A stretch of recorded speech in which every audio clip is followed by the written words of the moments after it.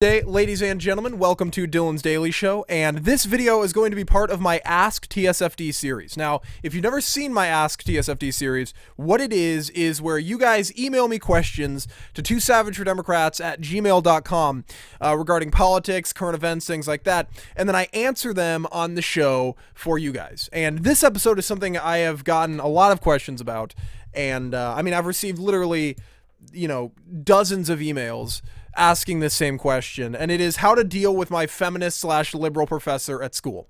And this happens all the time. And if you're in college, and this is happening across the entire education system, you've got these professors or these teachers who are just so incredibly liberal, and it's hard to deal with them, and people really don't know what to do. And it seems almost kind of like indoctrination, right? That these professors are indoctrinating you, and they almost put it into their curriculum, the agenda, the liberal agenda, the feminist agenda. It's part of their curriculum.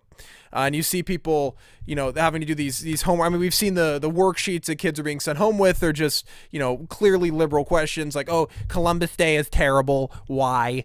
Questions like that. And it's just, you have to deal with that as a student. And when you go off to college, you really have to deal with it. But you have to walk a fine line, right? Because in college, professors have total control over your grade. It's not like high school where they can't change your grade. A professor can decide what you get for any reason. Right? They can just change your grade. They have total control over that. So if they don't like you, they can manipulate your grade any way that they want to. So you have to kind of walk a fine line.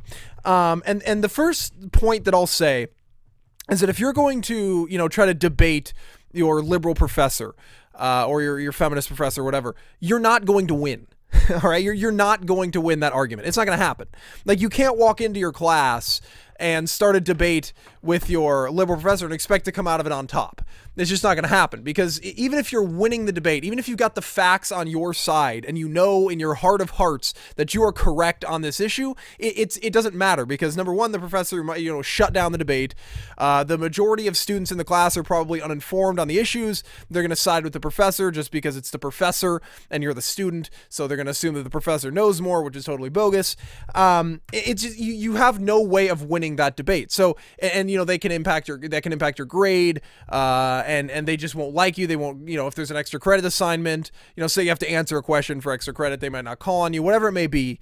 You're going to start getting the short end of the stick in that class. And so I would not recommend just debating, because you're never going to win that argument, whatever it is. If you're debating gun control, if you're debating, and trust me, I've made that mistake when I was in college. I made the mistake of trying to debate my liberal professors, and it didn't work.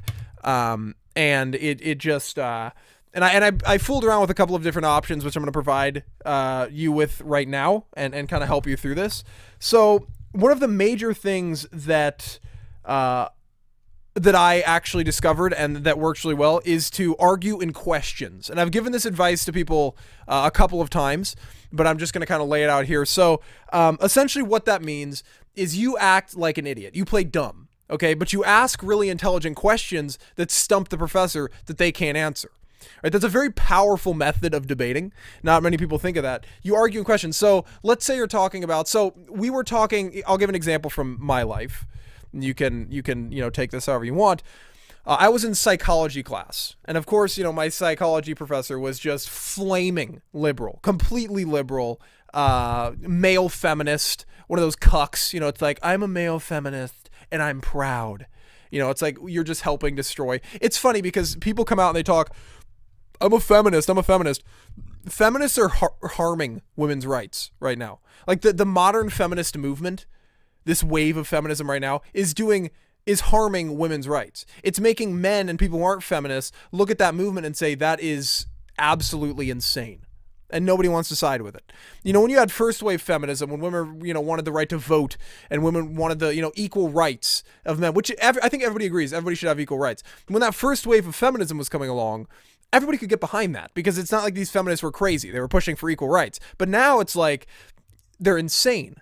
I mean, they have equal rights. They just want more rights. They don't want men to have as many rights. They want more rights. And so it's like, nobody wants to get behind that movement that isn't already a feminist. And so that's a problem. But you argue in questions. Now, I was in class, and the feminist liberal professor was talking about learned helplessness. We were talking about learned helplessness, which is, you can look it up. It's a psychological term, essentially stating that, you know, people can essentially become conditioned to certain circumstances, and they are conditioned to those circumstances, those environments, and they don't really want to improve off of that. It happens a lot in African American communities. It happens a lot under dictatorships and people in there.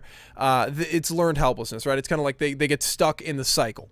And he was saying, you know, we should not have invaded Iraq, and the people in Iraq did not support that invasion. You know, there was a famous video of us tearing down the Saddam Hussein statue, and there was nobody around watching us tear that down. You know why there was nobody around? Because nobody was happy about us doing that. And I kind of asked the question, I said, well, you know, we were just talking about learned helplessness, how people become conditioned to their certain environments. Do you think that the fact that nobody was around could have possibly been tied to learned helplessness? Like maybe they didn't want to come out and you know, cheer or, you know, express themselves in a positive manner about that because they were afraid of you know, the consequences that would have happened prior to being liberated as a country. And he was completely stumped. He couldn't answer the question because it was a valid point. But I asked it in a question. I didn't go up and say, hey, you idiot. It's learned helplessness. Like, what are you talking? Like, you know, if you present it like that, it's not going to work.